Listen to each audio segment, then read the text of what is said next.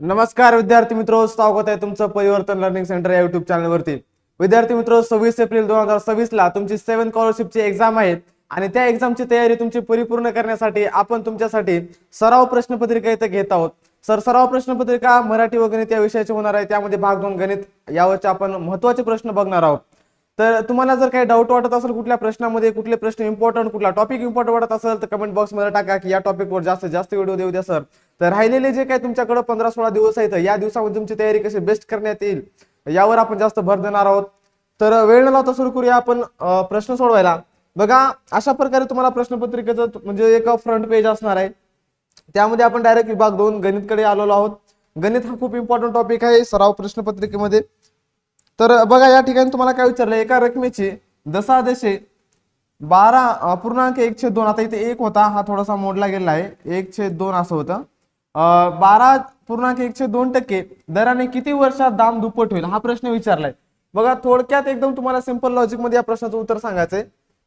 तर यामध्ये बघा काय दिलेलं आहे, जे तुमच्याकडे 12.5% दराने दाम दुप्पट होईल। आता दाम दुप्पट होईल म्हणलं तर या ठिकाणी तुम्हाला सूत्र माहित पाहिजे। सूत्र काय आहे की जर दाम दुप्पट व्हायचं असेल तर जे काही पर्सेंटाईल आहे 100 आउट ऑफ तुमचा किती पर्सेंट आहे, 12.5% म्हणजेच काय 12.5%। ठीक आहे, 12.5% म्हणजे काय 0.5%। आता इथं 100 आणि 12.5 असं जर लिहिलेलं आहे तर यामध्ये तुम्हाला भाग घालायचा आहे। तर भाग गेल्याच्या नंतर आता जर आपण शून्य कट केला तर बघा या ठिकाणी इथं काय होतात 1000 होतात आणि या ठिकाणी 125 याने जर भाग दिला तर बघा आपण 25 ने भाग देऊया किंवा 5 ने भाग देऊ अगोदर। 5 दुनी 10, 5 0 0 5 0 0, त्यानंतर 5 दुनी 10 आणि 5 5 25, त्यानंतर 25 ने भाग द्या, 25 1 25, 25 8 200 म्हणजे 8 हे उत्तर आले। 8 म्हणजेच पर्याय क्रमांक 2 या प्रश्नाचं योग्य उत्तर असणार आहे। अशा प्रकारे तुम्हाला इथं सोडवायचे प्रश्न। तर आपण पुढच्या प्रश्नाकडे जाऊया। आता बघा, या प्रश्नाकडे आपण बघू काय उत्तर येईल। प्रश्न आता हे बोर्डवर थोडे किडे येत आहेत तिकडे, त्यामुळे थोडंसं प्रॉब्लेम होत आहे।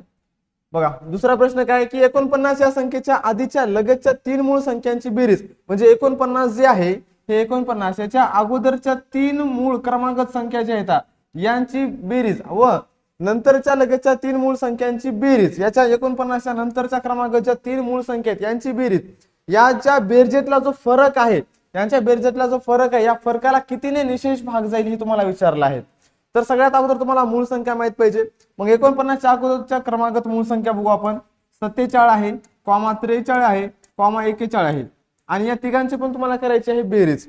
घ्या इथं 41 अधिक 43 अधिक 47, उभ्यामध्ये मान्य करू, बेरीज करायला सोपं जाईल। 41 अधिक 43 अधिक 47, 7 आणि 3 10, 1 11ला 1 हातचा आला, 4 3 12 1 13, 131 आलेली आहे इथं बेरीज। त्यानंतर 49च्या नंतरच्या क्रमांकात मूळ 3 संख्या आपण बघूया।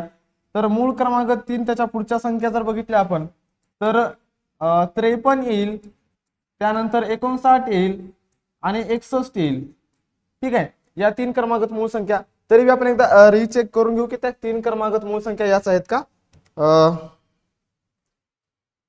ठीक आहे, 53 59 आणि 61, 53 59 आणि 61 बरोबर आहे। यांची पण आपण बेरीज करूया, 53 59 आणि 61। तर यांची ज्यावेळेस आपण बेरीज करू त्यावेळेस बेरीज येते 173। आता बघा, या ठिकाणी 131 आणि 173 यांच्या मधला फरक काढायचा आहे। मग फरक काढायचा म्हणल्यावर या मोठ्या संख्येतून लहान संख्या वजा करूया। त्यावेळेस बघा 3तून 1 गेले 2 राहिले, 7तून 3 गेले 4 राहिले, म्हणजे 42 एवढा फरक आला आहे। आणि 42 या संख्येला किती संख्येने भाग जाऊ शकतो बघा, या ठिकाणी 14 आहे, 14 ठिकाणी 42 म्हणजे 14 ने निशेष भाग जातो। तर या संख्या आहेत 14 ने सुद्धा निशेष भाग जातो, आन्सर 14 आलं। त्यानंतर अजून कुठल्या संख्येने भाग जातो, 3 ने भाग जातो, 3 1 3 3 4 12, 3 ने सुद्धा भाग जातो, 3 ने आणि 14 ने भाग जात आहे। परंतु या ठिकाणी 12 ने भाग जात नाही निशेष, 4 ने पण निशेष भाग जात नाही, म्हणजे 3 आणि म्हणजे पर्याय क्रमांक आणि ड तुम्हाला दिसतंय ऑप्शन नंबर 4 मध्ये। म्हणून या प्रश्नाचं जे उत्तर आहे पर्याय क्रमांक 4 असणार आहे। ठीक आहे, तर तुम्हाला जर उत्तर समजत असेल, प्रश्न समजत असतील तर थंबनेल म्हणजे लाईक करा आणि व्हिडिओला पण जास्तीत जास्त शेअर करा। चला पुढचा प्रश्न जाऊ आपण सोडूया। बघा, हा प्रश्न काय विचारला, एकदम सिंपल आणि इझी लेवलचा क्वेश्चन आहे। बघा, दिसायला ट्रिकी क्वेश्चन दिसतात परंतु जास्त टेन्शन घ्यायची गरज नाही, एकदम सिंपल मध्ये क्वेश्चन सॉल्व्ह करायचं सांगतो तुम्हाला। काय दिलेलं आहे, फक्त प्रश्नाकडे लक्ष द्यायचं। काय दिले आपल्याला, 2 2/13 भागिले 44/65 बरोबर x भागिले 22 हे दिलेलं आहे। आणि या ठिकाणी विचारलंय तुम्हाला, काय विचारलंय की तुम्हाला विचारलं आहे x ची काय किंमत असणार। आता x ची किंमत जर काढायची असेल, बघा x ची किंमत जर काढायची असेल तर काय करायचं, आता या ठिकाणी आपल्याला सुरुवातीला हे सोडून घ्यावं लागेल। हे जे 12/13 आहे जशाला तसे लिहा, भागाकाराच्या ऐवजी गुणाकाराचं चिन्ह लिहिलं, वर 65 आणि खाली 44 केलं, याचं खाली मुंडकं वर पाय, त्यानंतर जशाला तसं जी संख्या आहे, 1 मिनिट, हे किडे खूपच त्रास देत आहेत, ठीक आहे। इथं जे होतं आपल्याला 21, ठीक आहे, जस्ट वेट 1 मिनिट, ठीक आहे।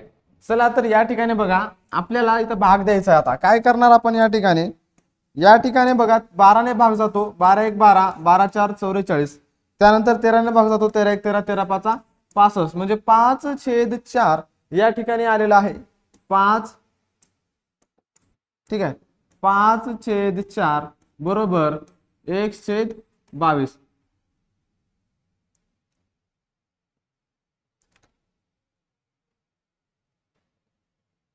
ओके आलं। आता त्यानंतर बघा आपल्याला याचा जो आहे गुणाकार करावा लागला आहे, तो पण कशा प्रकारे करायचा आहे, गुणाकार तिरका गुणाकार करायचा आहे। 13 1 13, 13 5 65, 12 1 12, 12 4 44, तर 5 आणि छेदात 4 आलेले आहेत। यानंतर आता बघा 22 गुणिले 5 यांचा जर गुणाकार केला आपण, बघा छेद जवळ समान असतो, समान, त्यावेळेस तुम्हाला जो आन्सर आहे घातांक पण म्हणजे त्याची पण बेरीज होत असते, ठीक आहे, ओके, ठीक आहे। तर या ठिकाणी आपले 12 नव्हते, आपल्या लिहिण्यामध्ये मिस्टेक झाली, इथं 2 होते, ठीक आहे, 2 होते, तर 2 असल्यामुळे तर भाग आपल्याला 2चाच द्यावा लागेल। एकदा करेक्शन करून घ्या, बे एक बे, बे दोन्ही 4 आणि बे दोन 4, म्हणजे छेदामध्ये इथं 22 येतील। आता या ठिकाणून तुम्हाला समजलं असेल की LHS इक्वल टू RHS असते, ठीक आहे, म्हणजे डावी बाजू बरोबर उजवी बाजू।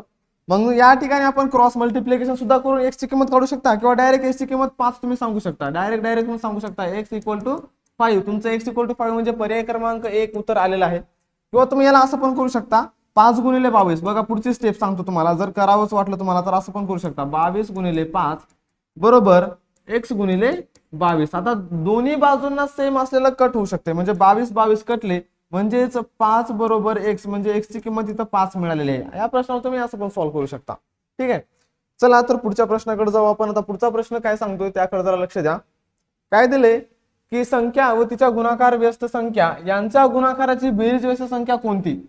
आता संख्या तुम्हाला कुठलीच दिलेली नाहीत, त्यावेळेस जी संख्या आपण त्याला a असं मानू शकतो, ठीक आहे, संख्या म्हणजे समजा a मानलं, व तिची गुणाकार व्यस्त संख्या, आता a ची गुणाकार व्यस्त संख्या काय असेल, तर याची गुणाकार व्यस्त संख्या 1/a असणार आहे, ठीक आहे, आणि 1/1 असेल म्हणजे संख्या आणि त्याची गुणाकार व्यस्त संख्या, त्याचं उत्तर 1 येतं, म्हणजे हे जे a आहे हे a गेट कॅन्सल होईल या ठिकाणी, आणि त्याचं जे उत्तर भेटणार आहे तुम्हाला ते काय भेटणार आहे, 1 भेटणार आहे। या बेसिक गोष्टी तुम्हाला माहित पाहिजे।